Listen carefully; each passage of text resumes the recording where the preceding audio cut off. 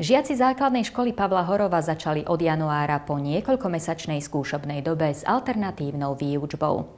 Mnohým z nich ubudli v školských vakoch ťažké knihy. V škole držia krok s dobou a tak už v septembri spustili skúšobný model výučby. Namiesto učebníc si mohli žiaci 2. stupňa doniesť tablety a potrebné učivo si stiahnuť.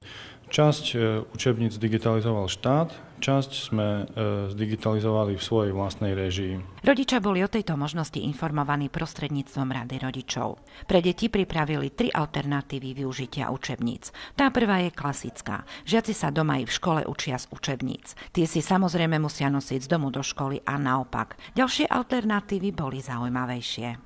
Že si tie učebnice zoberú v elektronickej podobe buď na USBčko, alebo nejakým iným spôsobom domov a v škole si nechajú papierové učebnice zamknuté v skrinkách, buď všetky alebo časť, ktoré najčastejšie používajú a už tie knihy nenosia domov.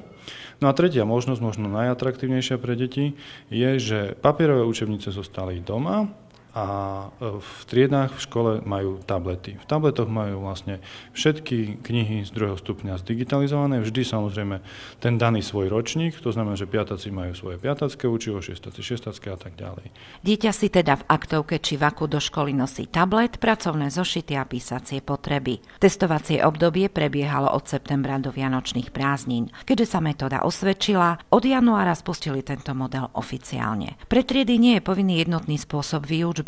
Rodičia i ich deti sa mohli slobodne rozhodnúť pre jednu z 3 možností. Sú triedy, kde napríklad 50% žiakov už nosí do triedy tablet. Aby tablet splňal kritéria pre výučbu, musí mať displej s veľkosťou minimálne 7 palcov a s batériou, ktorá vydrží minimálne 6 hodín. Tieto parametre na trhu bežne splňajú tablety v cenovej relácii 100 až 150 eur.